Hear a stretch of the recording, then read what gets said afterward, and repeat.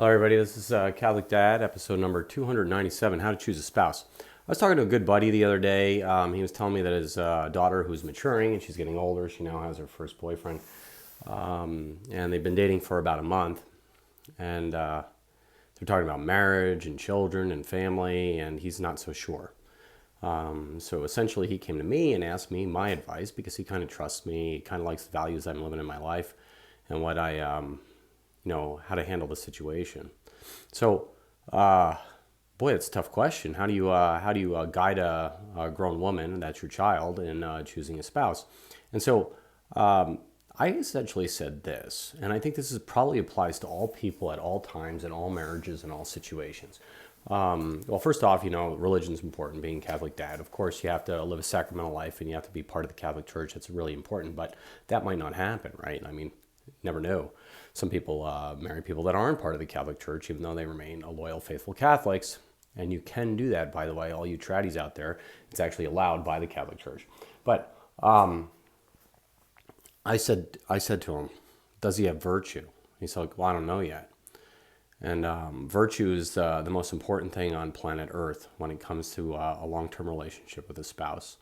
Do they have virtue? Are they genuinely good people? Do they try to strengthen their virtue? Do they habituate their virtue? Do they, try to mold themselves to become better and better and better and more Christ-like?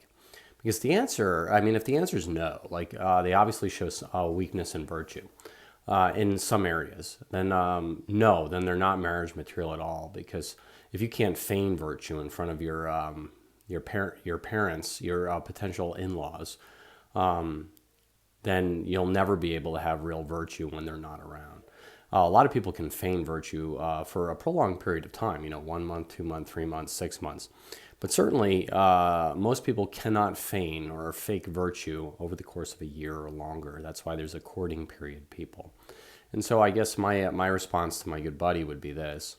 It's too early to start talking family and children. It's nice to talk about what your interests are and what you view your life, what it will become. But 1 month into it, you really don't genuinely have a good idea yet if that person is virtuous. Okay, and so that's going to take quite a little while. And so just tell your daughter this: I love you, and your spouse needs to have virtue. Because that's the most important thing. If you marry a guy that's kind of a bad athlete, if he's not the best looking guy in the world, he's short and pimply or whatever it is, he obviously isn't like what every woman wants, who's a tall, dark, and handsome, if he has virtue, you'll be happy with him. It's just the way it works. If he's tall, dark, and handsome, but doesn't have virtue, then you'll never be happy with him. You'll be miserable every day for the rest of your life. And so, and that's true in the opposite, right? And so, male choosing a female, if she's like bubbly athlete and whatever else, and like what everybody wants, in terms of physical appearances and outgoing and all the other stuff, if she's not virtuous, she will make you miserable for the rest of your life.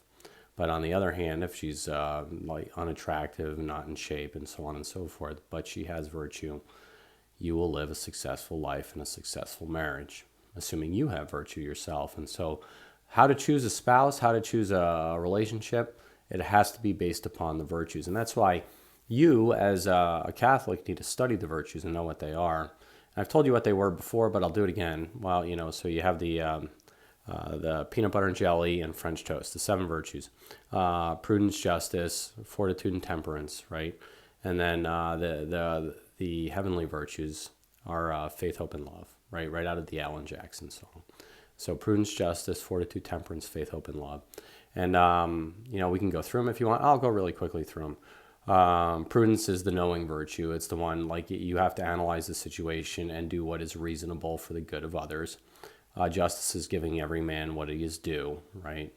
Fortitude is essentially courage and perseverance, doing the hard, difficult task even when you don't want to. Temperance is tempering, like you shouldn't use it in, it's, taking your emotions and bringing them down, essentially. It's like, so you don't go overboard. Like, you can have fortitude to an nth degree, and you could charge in the battle and be killed by doing something reckless. You have to temper that behavior. Like, you have to actually make it reasonable. I guess temperance would be fortitude plus prudence or something like that, So temper, you got to do things that are reasonable, and you can't go overboard with even the good, even the virtue. If you go overboard with it, you might end up in trouble if you have way too much fortitude and not enough prudence. You have to temper the fortitude. And faith, hope, and love, faith in the Lord Jesus Christ and his holy church.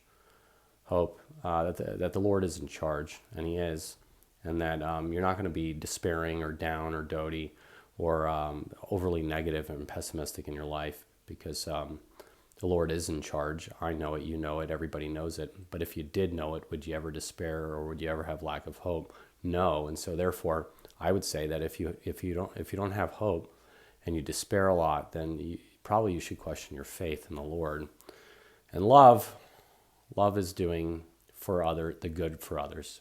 That's essentially that, like giving your life for others, or serving others, or doing for the good of the other in terms of your spouse. Not giving her what she wants, but giving her what she needs, and that's love, even when you don't want to. Love is a decision up here. It's a choice we make, that you're going to take care of this person no matter what, no matter how you feel. So those are the virtues. Yeah, those are the 7 virtues. There's more of them, by the way, piety and so on and so forth. But those are the big 7. You should probably study them, maybe read about them, Google them, or whatever you want to do. But when you're looking for a spouse, honestly, master knowing what the virtues are, and then look at the person that you're courting or is courting you. And if they appear to A, master the virtues, or B, not master them but want to master them, like accept criticism on virtues and try to change themselves, then you probably got yourself a pretty good person there. Anyway, this is Catholic Dad making you think about it. Please like and subscribe, get the Mass and pray the daily rosary. And one more thing, what would you tell your daughter if she said, well, I love him, Daddy, I love him anyway, but he's not virtuous? What would I say to her? I would say to her, you won't understand this now, but you'll understand it later. A woman's heart is like a ship out at sea. You never know what port it's going to float into. Sometimes a young woman will make a bad decision based upon feelings, not necessarily reason. And so that's why dads are around. You try to do the right thing for them, you try to guide them, you try to coach them, and they still may make the wrong decision, particularly when they're the age of majority and they're all grown up. But if you say that to a young lady, I can almost guarantee you she'll think about it a little bit longer. And perhaps she'll take some sage advice and sage wisdom from Catholic Dad. Anyway, take care, get to Mass, everybody, and live a sacramental life. God bless.